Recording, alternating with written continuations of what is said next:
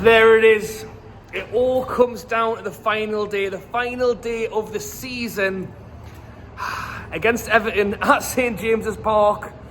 5 teams competing for 3 places. Newcastle lose 1-0 against Arsenal. Just been over the road there in the Gossip Hotel, packed with Geordies, 1 or 2 Arsenal fans as well, unfortunately.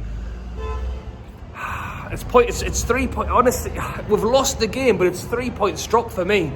The first 25 minutes, arguably the whole first half, was us. It was all us. Like, look, you can see Rhea made some fantastic saves. Fantastic saves. Some of them double saves. The one where we've had the shot, he flicks it up. He's clawing it out of his own goal. We should have scored. We had to score. You just know in those games when you don't take your chance, it's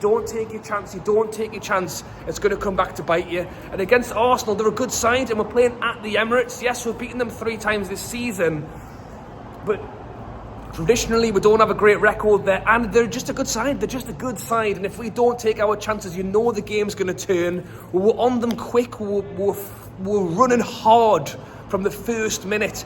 And you know we're not going to keep that going for the whole game. You know eventually they will have their chance. They will have a bit of possession. They will have a shot. And, you know, again, finishing the first half, we've got to go out strong. And really, the whole second half, from the moment we kind of walked out, we just weren't the same side that we played in the first. The Rice goal, Gordon loses the ball. We weren't prepared to lose the ball. Rice was pretty much unmarked on the edge of our box, and he slots it into the bottom corner. Realistically, Bruno and Tonali are already moving forward, so they're not covering their own player. Were we pressing too hard, and that's why he had so much space? I mean, you can tell me down below, but I mean, a massive part of that game as well was no Isak.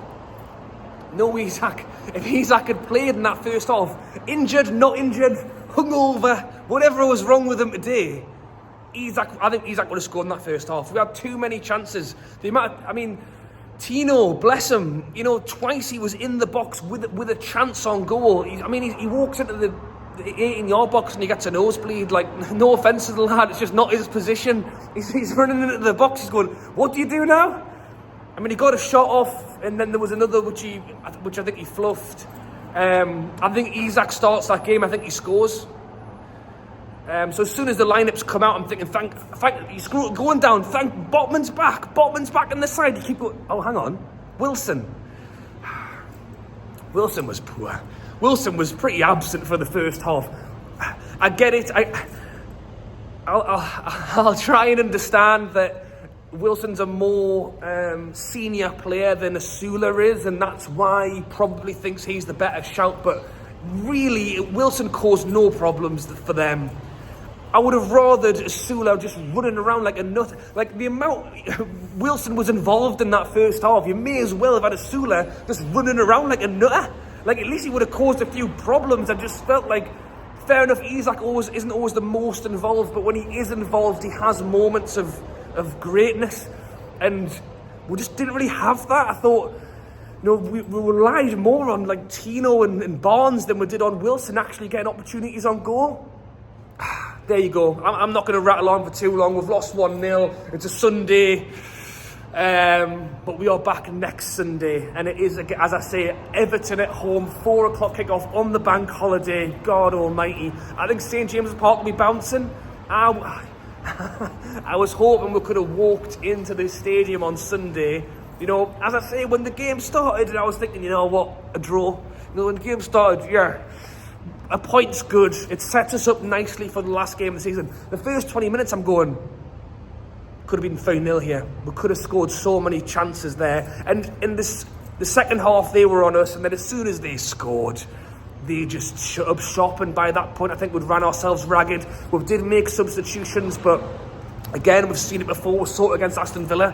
The players they bring on off the bench are great, and we're looking at the likes of Kraft who's like does a job, but Kraft's not going to turn that game around. The Sula comes on, he looks like a bright talent, but he's untested, and in fairness, his little Jimmy down the right hand side, a few step overs, and he fires it across goal at no one. But it was one of the first bits of energy we saw in that second half because we were flat and ran out of gas.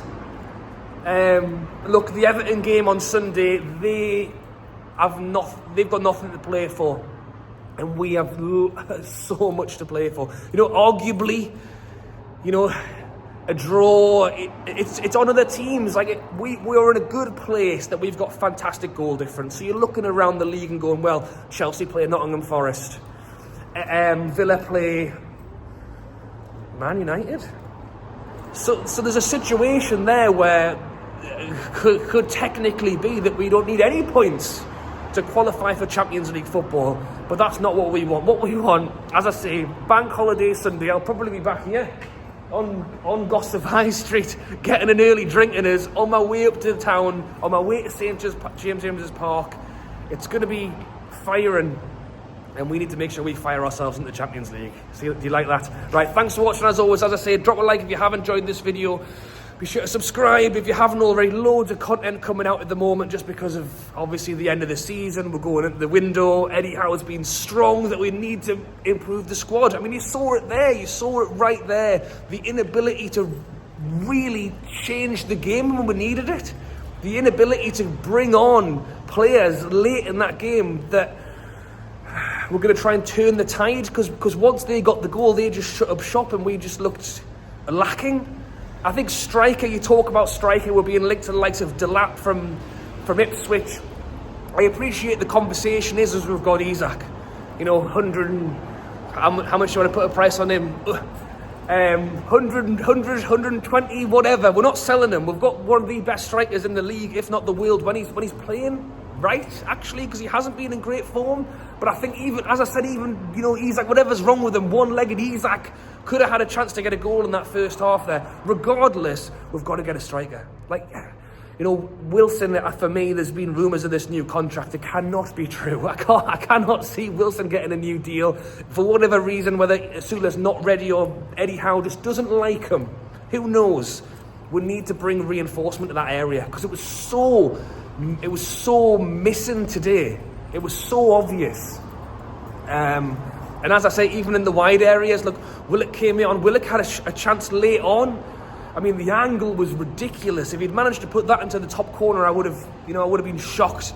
Me and a mate actually put a tenner on each for us to come back and win after being 1-0 down. I don't know what we were thinking because we were so far away once we went down. We missed our chances at the start, and it haunted us for the whole game. Let's get an early goal on Sunday and enjoy it. Because, there's a lot going on in that game. The Jordan Pickford as well, all that crack. Yeah. God, it's going to be a nervy week going into the weekend. But we shouldn't be. We should be winning those games at home against the likes of an Everton. But when it's last game of the season, Pickford pulls out a performance of his lifetime. Hopefully not. Hopefully it is our day and we get that Champions League spot. I've said it's goodbye about 4 times. I'm actually going to go now. Take one more and then off home. So thank you for watching. As I say, drop a like, subscribe if you haven't already. And I'll catch you later.